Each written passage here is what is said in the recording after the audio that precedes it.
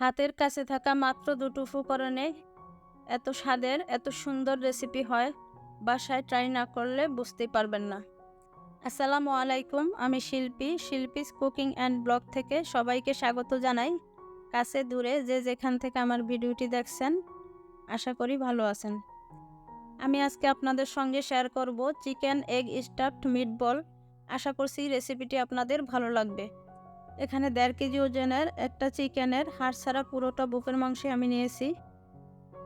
আমি মাংসটাকে ছোট ছোট টুকরা করে নিয়েছি, এতে করে আমার মাংসটা কিমা করতে সুবিধা হবে।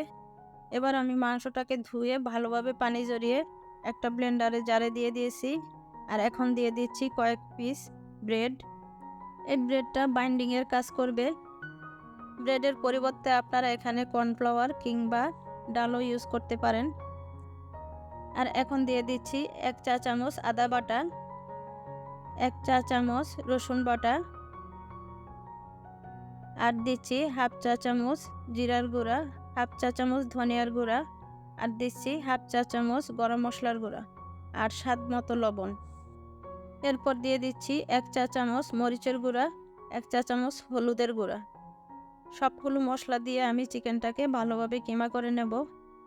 কিমাটা খুব মিহি করে করতে হবে, নতুবা যখন বল বানাবো চিকেনটা দিয়ে তখন মিট বলগুলা ভেঙে যাবে, বা উপর থেকে মিট বলের ফিনিশিংটাও ভালো আসবে না, আর দেখতেও সুন্দর লাগবে না। আর এই তো আমার কিমাটা রেডি হয়ে গেছে। এখন আমি কিমাটাকে মাখানোর সুবিধার্থে একটা বোলে ট্রান্সফার করে নিচ্ছি। এখন আমি কিমাটাকে মশলার সাথে এবং ব্রেডের সাথে খুব ভালোভাবে মাখিয়ে নেব। কিমার মধ্যে ব্রেডের বা চিকেনের কোনো দানাদার ভাব থাকলে সেটা আঙ্গুল দিয়ে চেপে চেপে মিশিয়ে দিতে হবে। আর এই তো এখন আমার কিমাটা একদম রেডি হয়ে গেছে মিটবল বানানোর জন্য। আমি যেহেতু চিকেন এগ মিটবল বানাবো, তাই আগে থেকেই 10টা ডিম সিদ্ধ করে তারপর খোসা ছাড়িয়ে নিয়েছি। আর এখন আমি এগুলো রেডি করে নেব। তো আমি এখানে আপনাদেরকে একটা চিকেন এগ মিটবল বানিয়ে দেখিয়ে দিচ্ছি। তো আপনারা এখানে কয়টা চিকেন এগ মিটবল বানাতে চান সেভাবে আপনারা চিকেনটা নেবেন। তো এই সেমভাবে আমি সব কয়টা চিকেন এগ মিটবল বানিয়ে নেব। এই পর্যায়ে আপনারা হাতে কিছুটা তেল বা ঘি মাখিয়ে নিতে পারেন, এতে করে মিটবলগুলো বানাতে সুবিধা হয়। আর এই তো এভাবে আমি সব কটাই বানিয়ে নিয়েছি। তো আমি যে পরিমাণ চিকেন নিয়েছিলাম তাতে আমি 9টা ডিম কভার করতে পেরেছি। আর আপনারা দেখতেই পেরেছেন একটা ডিম বাকি ছিল। আর এখন আমি এগ মিটবলগুলো ভেজে নেব।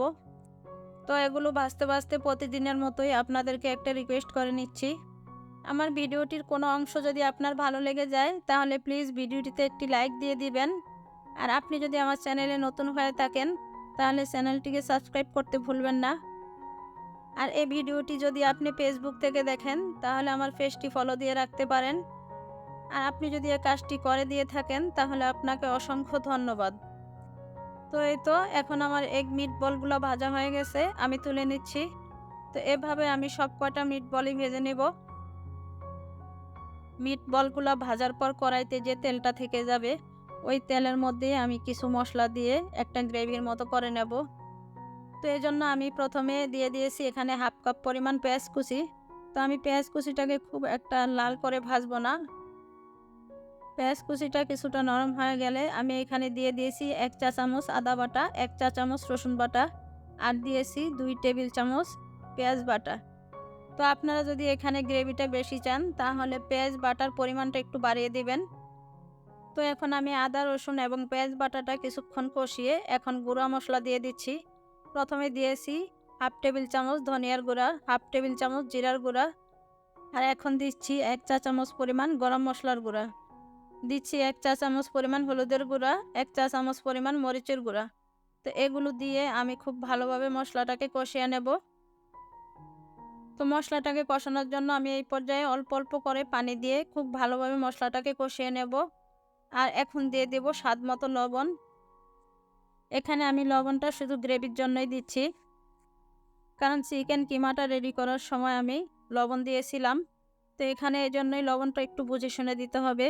আর এখন দিয়ে দিচ্ছি 1 টেবিল চামচ পরিমাণ টমেটো সস।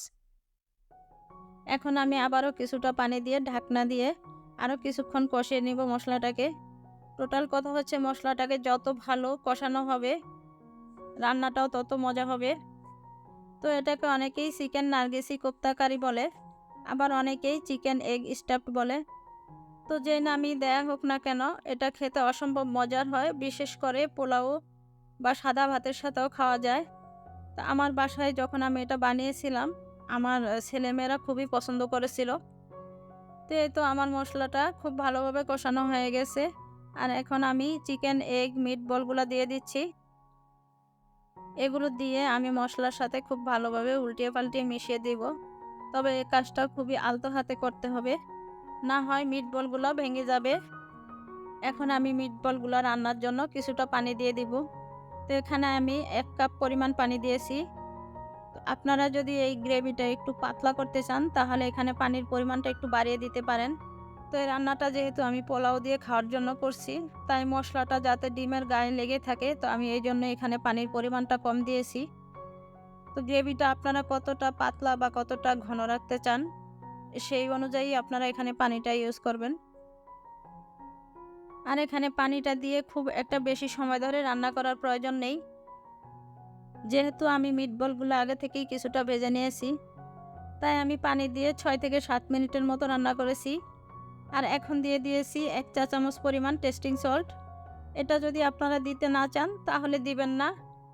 তবে আমার কাছে মনে হয় এই ধরনের খাবারের মধ্যে কিছুটা টেস্টিং সল্ট দিলে এটার স্বাদটা আরও ভালো আসে। এখন আমি এই মিটবলগুলোকে টেস্টিং সল্ট এবং যে মশলার গ্রেভিটা আছে এটার সাথে খুব ভালোভাবে মিশিয়ে নিচ্ছি উল্টিয়ে পাল্টিয়ে। আর এখন দিয়ে দিচ্ছি ১ টেবিল চামচ পরিমাণ ঘি। আর এই ঘিটা দিয়ে চুলাটা অফ করে দিয়ে আমি ঢাকনা দিয়ে রেখে দেব কিছুক্ষণ। আর এই তো আমার রান্নাটা হয়ে গেছে। আজ এই পর্যন্তই। সবাই ভালো থাকবেন, সুস্থ থাকবেন। আল্লাহ হাফেজ। আসসালামু আলাইকুম।